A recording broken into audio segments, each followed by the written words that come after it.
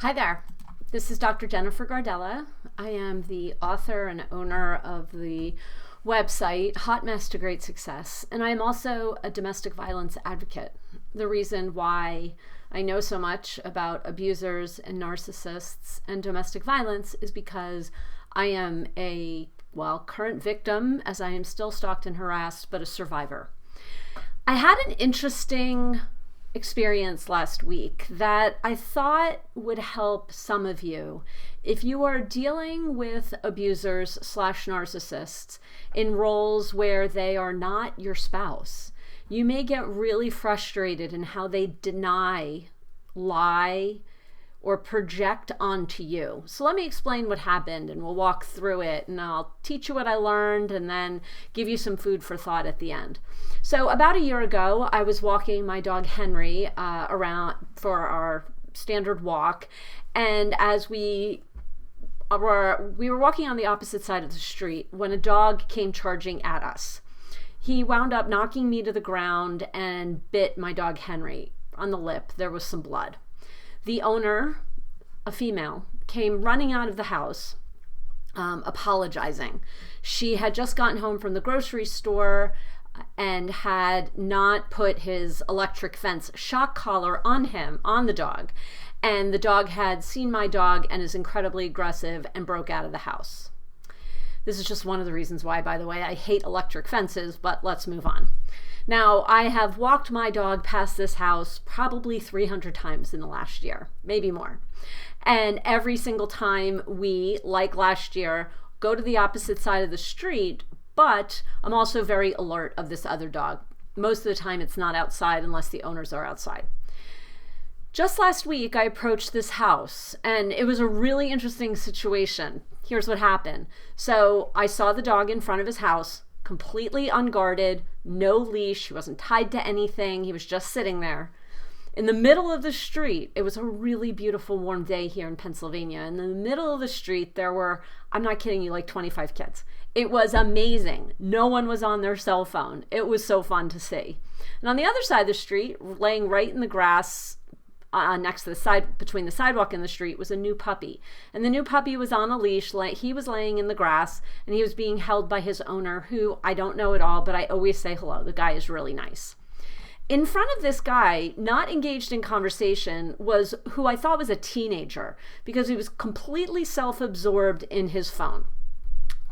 I didn't know what to do. I wasn't going to take Henry past the crazy, aggressive dog. I wasn't going to go right down the middle of the street into the middle of the basketball game. And I sure was not going to walk directly near the puppy. Henry, while getting there, is still not ready to interact with dogs without going a little nutty. He's not necessarily aggressive. He has a lot of energy though, and I didn't want to deal with it. So I said to the puppy owner, hey, how are you? If you could stand still, I'm just gonna buzz right around you because my dog's been attacked by that dog before and I don't want to walk down the middle of the street.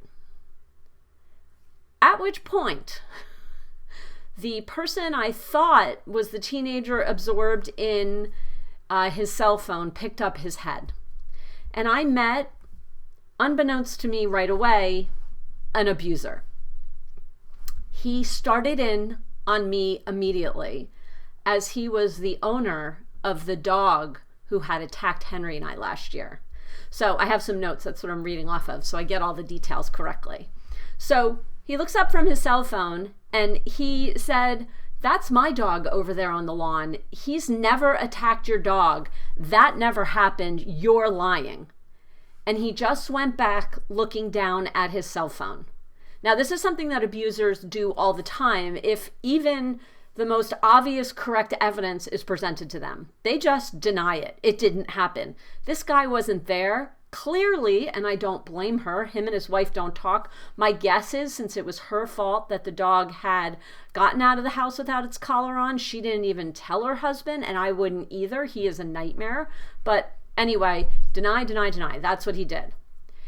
He also said that his dog has never broken through the electric fence. And then he said something really weird. He said, you're just saying that because you see my kids and I standing here.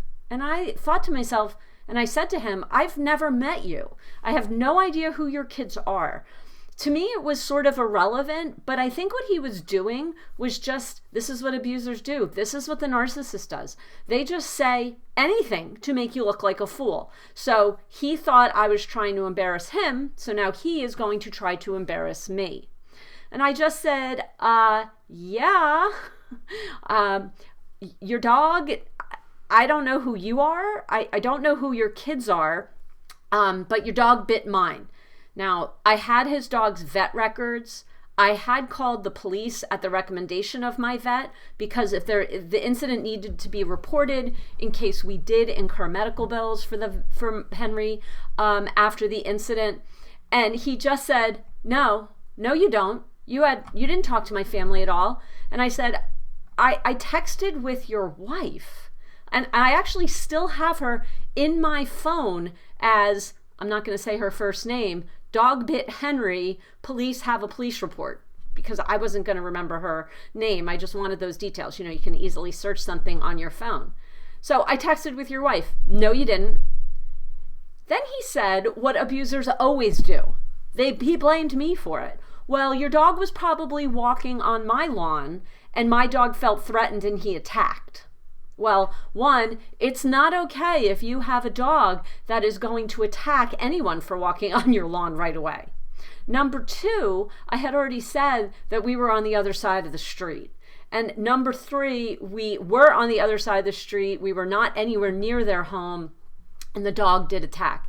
And I said, sir, the police were called. Now, at this point, I did not realize that I was dealing with a narcissistic abuser, which is kind of strange. But anyway, I just kept going. The police were called. The vet told me to file a police report. And he was like, oh, the police were called. I wonder who did that. You were just trying to get me in trouble. No, but again, this is what they do. The abusers are protecting their ego at all times.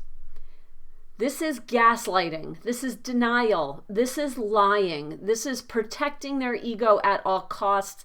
And he was trying to devalue me. Now, what happened was I turned my back, gave him a wave, and walked away with a big smile on my face. Because by the time I had gotten to this point, I knew what I was dealing with. So again, I want to unpack a little bit of what happened so that you know, whether it's your boss, a neighbor, a colleague that you work with, a relative that you see at the holidays, whatever. The first thing that they do is they deny. Anything that makes them look bad, even if it was a funny situation. If they're not comfortable with it, they don't really want it said because they feel threatened. So they deny. They don't care about the actual truth. They just want, not only do they not want to look bad, every word out of your mouth should be positive about them. Oh my gosh, you have a great dog. Oh my gosh, you have 2 kids.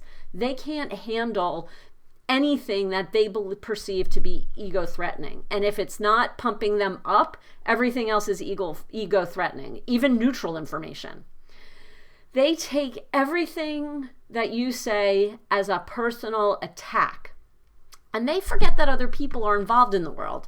So if their dog or their kid does something wrong and they point it out to you, you're the one and you point it out to them, they're the ones that are attacked and they feel that is completely unacceptable. I'll give you an example from my previous life.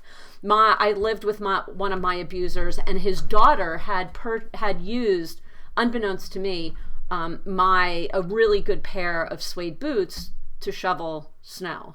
And I got really upset. And I was like, she knows that 1, her foot's bigger, she's not supposed to stretch out my shoes, and number 2, you don't use Ugg boots in the snow. And my abuser turned it on me and said, well, what kind of boots do you want her to wear? Right now, her parents have not purchased new snow boots for her.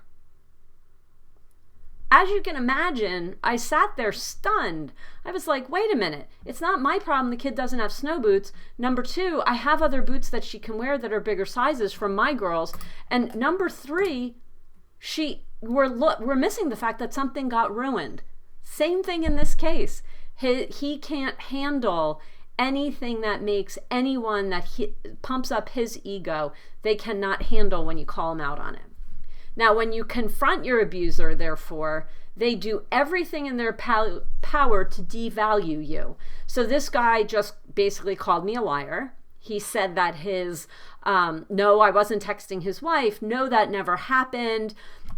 Invalidated every claim or everything that I said. If the truth is threatening their ego, you must absolutely be wrong. And here's why.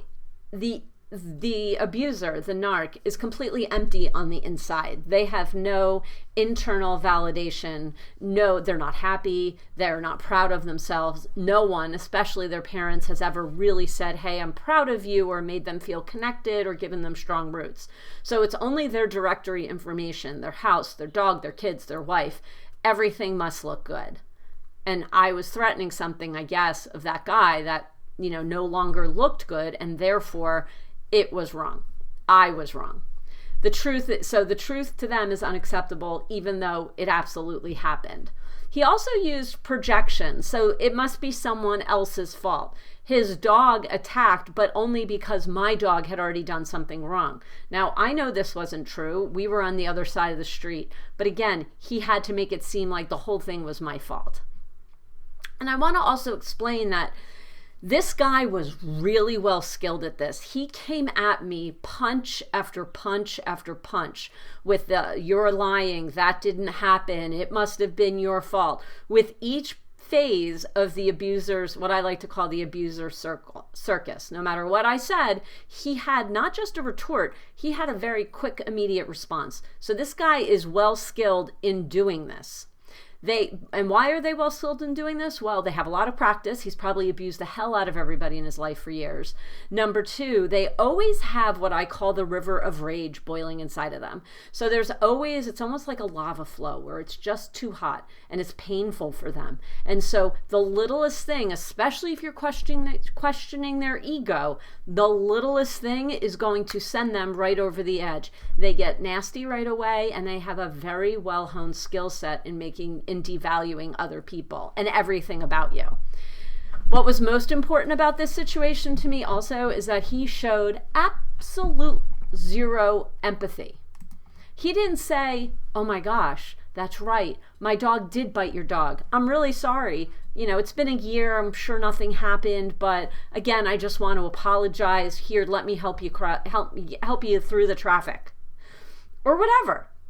They have no empathy.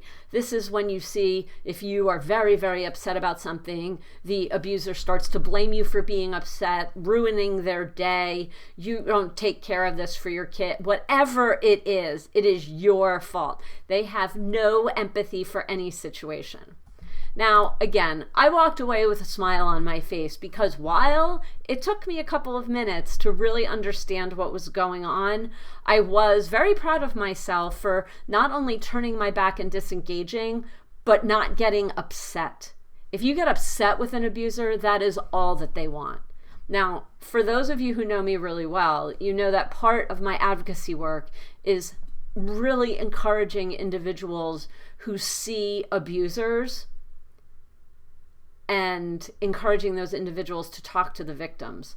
I don't know his wife very well. I would imagine that she should be aware that he acts like this in certain situations. And if it's not going on in the house yet, if he only saves it for the outside world, well, I mean, who's kidding who? It probably is going on in the house. My point is, I'm going to try to now find either a friend or someone that we know in common who can perhaps talk to her about the situation. I'm also going to make sure that I wave at her like I always do. Whenever I see her walking her dog, we obviously don't get the dogs together because they did have this incident.